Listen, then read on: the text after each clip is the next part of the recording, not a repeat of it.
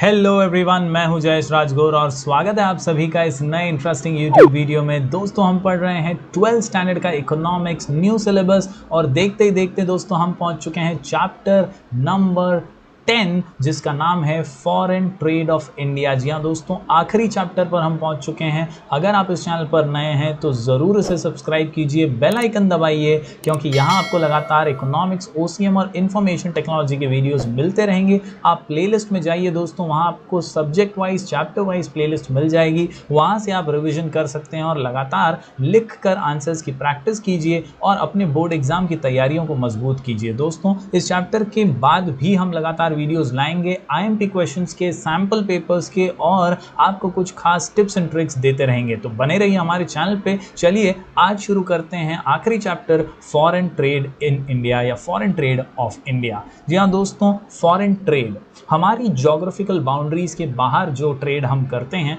उसे foreign trade कहा जाता है। दोस्तों, ट्रेड ये buying and selling of goods and services ही है, लेकिन कहीं ना कहीं जब वो हमारे ज्योग्राफिकल बाउंड्रीज से या डोमेस्टिक बाउंड्रीज के बाहर होता है तो उसे फॉरेन ट्रेड कहा जाता है। Before 1947, the pattern of India's foreign trade was typically colonial, क्योंकि हमारे ऊपर ब्रिटिश राज करते थे और इसीलिए हम उनकी कॉलोनी की तरह, गुलामों की तरह हम रहते थे। तो उस समय जो भी व्यापार होता था वो ब्रिटिशर्स के अंडर होता था। India was supplier of raw materials at that time to the industrialised nations, यानी जो इंडस्ट्रियली आगे हमारे से नेशंस थे उन्हें हमारा देश रॉ मटेरियल सप्लाई करता था। Particularly England and importer of manufactured goods, यानी जो फिनिश्ड गुड्स होते थे उनका हम सिर्फ इंपोर्ट करते थे, बाकी हमारे यहाँ से रॉ मटेरियल बड़े बड़े देशों में जाते थे। This dependence on foreign trade did not permit industrialisation at home. हमने इसी वजह से कई सालों का नुकसान उठाया और हमारे यहाँ इंडस्ट्रियल डेवलपमेंट या इंडस्ट्रियलाइजेशन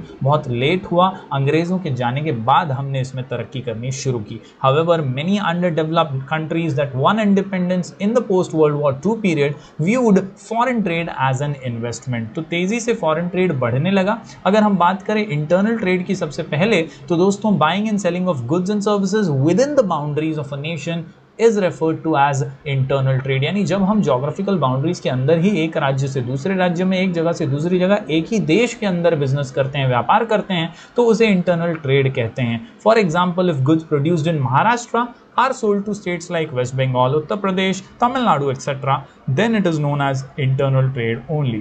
लेकिन दोस्तों, हम इस चैप्टर में तो बात कर रहे हैं फॉरेन ट्रेड की, और इसीलिए फॉरेन ट्रेड को समझिए। Foreign trade is trade between different countries of the world. It is called as international trade और एक्सटर्नल ट्रेड, जहां हमारे देश से चीज़ें हम बाहर बेचने वाले हैं या कहीं ना कहीं बाहर ही देशों से हम डील करके कुछ चीज़ें खरीदने वाले हैं, तो इस व्यापार को हम फॉरेन ट्रेड या एक्सटर्नल ट्रेड कहते हैं। इसका बहुत ही अच्छा सा डेफिनेशन हमारे सामने है। According to Wasserman and Haltman, international trade consist of transaction between residents of different countries, यानी जब ट्रांजैक्शन होता है अलग अलग देश के लोगों के बीच तो उसे फॉरेन ट्रेड कहा जाता है। दोस्तों, there are 3 important types of foreign trade. जी हाँ दोस्तों, इंपोर्ट, एक्सपोर्ट और एंट्री पोर्ट, ये 3 बहुत ही महत्वपूर्ण और फेमस फॉरेन ट्रेड के टाइप्स हैं। आप सभी जानते हैं, इंपोर्ट ट्रेड यानी जब हमारा देश बाहरी देशों से कुछ मंगवाता है, कुछ खरीदता है, कुछ परचेज करता है, तो वो होता है इंपोर्ट ट्रेड। जी हाँ दोस्तों, import trade refers to purchase of goods and services by one country from the another country, और inflow of goods and services, यानी हमारे पास गुड्स जब आ रहे हैं दूसरे देशों से तो इसे इंपोर्ट कहा जाता है। For example, India imports petroleum from Iraq, Kuwait, Saudi Arabia, etcetera. इसके अलावा जब बात आती है एक्सपोर्ट ट्रेड की, तो याद रखिए दोस्तों, जब हमारे देश से कुछ चीज़ें हम बेचते हैं बाहर दूसरे देशों में, आउटफ्लो हो रहा है, तो उसे एक्सपोर्ट ट्रेड कहा जाता है। Export trade refers to the sale of goods by one country to another country और outflow of goods from one country to foreign country. For example, India exports tea, rice, jute to China, Hong Kong, Singapore, etc. तो इस प्रकार दोस्तों उम्मीद करता हूँ आप ये दोनों ही टाइप के ट्रेड समझ पाए होंगे। इंपोर्ट ट्रेड यानी इनफ्लो, हम दूसरे देशों से मंगवा रहे हैं चीज़ें, और एक्सपोर्ट यानी आउटफ्लो, जहाँ हम गुड्स एंड सर्विसेज को बेच रहे हैं दूसरे देशों को। बढ़ते हैं दोस्तों आखिरी टाइप पर, ये है एंट्री पोर्ट ट्रेड। ये फॉरेन ट्रेड का एक और पार्ट है, जहाँ दोस्तों आप समझ सकते हैं कि हम ना ही प्रोड्यूसर हैं, ना ही मैन्युफैक्चरर हैं, हम ना ही यूज़र हैं, हम सिर्फ एक देश से खरीदते हैं और दूसरे देश को प्रोसेसिंग करके बेच देते हैं। तो यहाँ पर सिर्फ हम एक इंटरमीडियरी की तरह काम करते हैं, बिचौलिए की तरह काम करते हैं, थोड़ा सा कमीशन हमें मिल जाता है और यहाँ से हम दोस्तों एक जगह से परचेज करते हुए दूसरी जगह सेल करते हैं। याद रखिए दोस्तों, बहुत सारी कंट्रीज ने इसमें नाम कमाया है। Entrepot trade refers to purchase of goods and services from one country and then selling them to another country after some processing operations, यानी कुछ प्रोसेसिंग करते हुए हम एक कंट्री से खरीदते हुए दूसरे कंट्री को बेच देते हैं। For example, Japan imports raw material required to make electronic goods like radio, washing machine, television etcetera from England, Germany, France etcetera and sells them to various countries in the world. यानी electronic का सामान जो है वो England, Germany वगैरह से खरीदता है और उसे प्रोसेस करके दूसरी जगहों पर, दूसरे देशों में बेच देता है। तो ये जो काम है इसे एंट्री पोर्ट ट्रेड कहा जाता है। दोस्तों बढ़ते हैं आगे। आज हम समझने जा रहे हैं रोल ऑफ फॉरेन ट्रेड। ये फॉरेन ट्रेड के मायने क्या हैं, क्यों ये जरूरी है और किस तरह से ये इकोनॉमी को डेवलप करने में मदद करता है। चलिए आज के इस क्वेश्चन पर नजर डालते हैं। Role of foreign trade. याद रखिए दोस्तों, trade is an engine of growth, यानी अगर आपके देश को तरक्की की सीढ़ियां चढ़नी है तो फॉरेन ट्रेड बहुत आवश्यक है। दोस्तों फॉरेन करेंसी में आपको कमाई होने वाली है और कहीं ना कहीं आपका जो गवर्नमेंट ट्रेजरी है वो भी फॉरेन ट्रेड से बढ़ेगा। आपका जीडीपी, ग्रॉस डोमेस्टिक प्रोडक्ट जो है वो बढ़ेगा और कहीं ना कहीं इकोनॉमी बूम होगी, बूस्ट होगी। तो फॉरेन ट्रेड का बहुत महत्वपूर्ण रोल है because it plays an important role for economic development in developed countries. It represents a significant share of gross domestic product. तो चलिए, हमारे पास कुल मिलाकर के 7 पॉइंट का ये आंसर है। दोस्तों इन 7 पॉइंट्स को आसानी से समझने के लिए, याद रखने के लिए हमारा कीवर्ड, हमारा शॉर्ट कोड है सोडा बेट। जी हाँ दोस्तों, सोडा बेट। आप कोई और अच्छा कीवर्ड भी बना लेंगे मैं जानता हूं, लेकिन दोस्तों यहाँ पर ये 7 पॉइंट्स आसानी से समझ लीजिए, फिर आंसर लिखकर जरूर प्रैक्टिस कीजिएगा। एस से stability in price level, O से optimum utilisation and allocation of resources, D से division of labour and specialisation, A से दोस्तों अवेलेबिलिटी ऑफ मल्टीपल चॉइसेस। तो ये था सोडा। इसके अलावा बेट, बी से brings reputation and helps earn goodwill, यानी गुडविल भी बन जाती है जब आप एक फॉरेन ट्रेड में डील करते हैं। इसके अलावा एनकरेजेस इन्वेस्टमेंट और टू अर्न फॉरेन एक्सचेंज। तो चलिए दोस्तों बारीकी से हर पॉइंट पर नजर डालते हैं। जी हाँ दोस्तों, सबसे पहले स्टेबिलिटी इन प्राइस लेवल की अगर बात करें तो प्राइस लेवल्स को मेंटेन करने में फॉरेन ट्रेड बहुत महत्वपूर्ण भूमिका प्ले करता है। हमें गुड्स कौन से मंगवाने चाहिए, कौन से बेचने हैं, कौन से चीज़ का सप्लाई, कौन से चीज़ का डिमांड, क्या पोजीशन है, बैलेंस कैसे बनाए रखना है, ये फॉरेन ट्रेड से बहुत महत्व की चीज़ हम जान सकते हैं। Foreign trade helps to keep the demand and supply position stable which in turn stabilises the price level in the economy. दोस्तों अगले पॉइंट की अगर बात करूं तो ये एक आम सा पॉइंट है, सिंपल सा पॉइंट है जो कहता है optimum allocation and utilisation of resources, यानी जो भी आपके पास रिसोर्सेज हैं उनका पर्याप्त और पूरा इस्तेमाल करें, वेस्टेज को अवॉइड करें। ये पॉइंट कई बार हमने सुना है दोस्तों, हर रिसोर्सेज को यूज़ अच्छे से किया जाए तो ही वो पूरी तरह से उपयोगी साबित हो सकती है। अगर वेस्टेज करेंगे तो हम पूरा फ़ायदा चीज़ों का नहीं उठा पाएंगे और इसीलिए ऑप्टिमम एलोकेशन यानी प्रॉपर एलोकेशन होना चाहिए और साथ ही साथ यूटिलाइजेशन भी रिसोर्सेज का पूरा होना चाहिए। इससे स्पेशलाइजेशन बढ़ेगा और आपकी क्वालिटी, आपकी प्रोडक्टिविटी, आपकी efficiency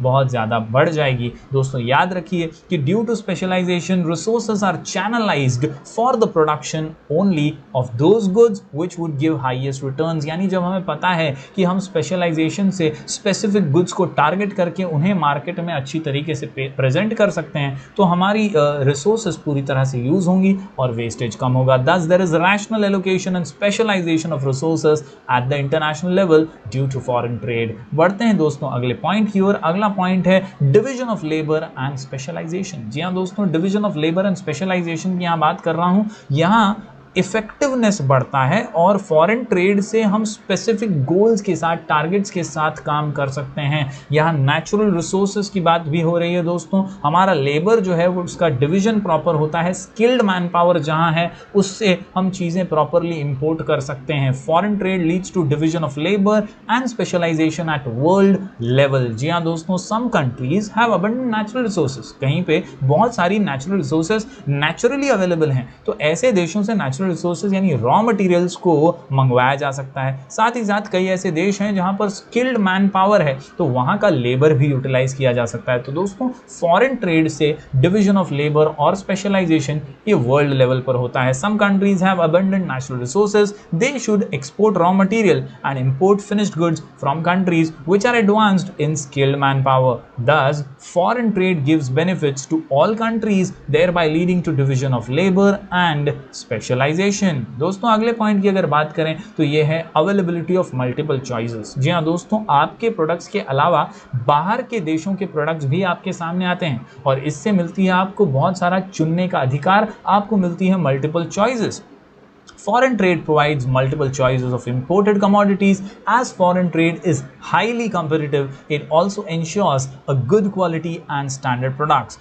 This raises the standard of living. यानी बहुत सारे अच्छे प्रोडक्ट्स जो फॉरेन प्रोडक्ट्स हैं, जो ब्रांडेड प्रोडक्ट्स हैं, उनकी भी अवेलेबिलिटी आपके देश में हो जाती है and you get good amount of choice, ताकि आपका स्टैंडर्ड ऑफ लिविंग भी बढ़ सके। दोस्तों इसके बाद हम बात करेंगे बेट बी से, brings reputation and helps earn goodwill. जैसे हम कई बड़े देशों की बात करें तो जापान, जर्मनी, स्विट्जरलैंड, ये डेवलप्ड कंट्रीज हैं और इनका नाम मार्केट में वर्ल्ड लेवल पर गूंजता है क्योंकि इनकी क्वालिटी, इनके प्रोडक्ट्स की क्वालिटी बहुत आगे है और इनका इसीलिए रेपुटेशन और गुडविल हमारे दिलो दिमाग में छाया हुआ है। Exporting country can earn reputation and goodwill in the international market. For example, countries like Japan, Germany, Switzerland have earned a lot of goodwill and reputation in foreign market for their qualitative production of electronic goods। तो दोस्तों आप समझ सकते हैं, अगर आप अच्छे products, अच्छे goods and services, quality provide करेंगे तो फॉरेन मार्केट में आपका नाम ऊंचा हो सकता है। इसके अलावा रोल ऑफ फॉरेन ट्रेड, ये इनकरेज करता है इन्वेस्टमेंट, इसलिए भी बहुत मायने रखता है। दोस्तों आपका मार्केट जो है ये लोकल नहीं अब ग्लोबल हो सकता है और इसीलिए foreign trade creates an opportunity for producers to reach beyond the domestic market. अगर आप अच्छा प्रोडक्ट बना रहे हैं, आपकी सक्सेस आपके रीजन में बहुत ज़बरदस्त है, तो आप फॉरेन मार्केट में भी एनकरेज हो सकते हैं इन्वेस्टमेंट करने के लिए। It encourages them to produce more goods for export. आप बाहर बिजनेस कीजिए, आप अपने देश के अलावा दूसरे देशों में बिजनेस कीजिए। हमने हमारे देश के कई बड़े उद्योगपतियों को देखा है जो दुनिया भर में आज बिजनेस कर रहे हैं। तो it encourages them to produce more goods for export. This leads to an increase in total investment in an economy. दोस्तों आखिरी पॉइंट की बात करूं तो ये बहुत ही सिंपल और इंपॉर्टेंट पॉइंट है, टू अर्न फॉरेन एक्सचेंज। यानी फॉरेन करेंसी में अगर अर्न करना है तो फॉरेन ट्रेड करना पड़ेगा, वरना आप आपके देश की करेंसी में ही डील करते रहेंगे। If you want to earn foreign exchange, you need to deal with foreign trade. Foreign trade provides foreign exchange which can be used for very productive purposes. यानी बहुत ज़्यादा इसकी डिमांड है फॉरेन मार्केट में, world market में, और इसीलिए foreign exchange जो है ये बहुत इंपॉर्टेंट है। Foreign trade is remarkable factor in expanding the market and encouraging the production of goods. तो उम्मीद करता हूं दोस्तों ये सारे पॉइंट्स आप समझ पाए होंगे। सोडा बेट में stability in price level, optimum utilisation and allocation of resources, division of labour and specialisation. A से अवेलेबिलिटी ऑफ मल्टीपल चॉइसेस। इसके अलावा brings reputation and helps earn goodwill, encourages investment, और आखिर में टू अर्न फॉरेन एक्सचेंज। तो मिलेंगे दोस्तों फिर एक बार हम कुछ और वीडियोस में, तब तक के लिए बने रहिए हमारे चैनल पर। Do like, share and subscribe.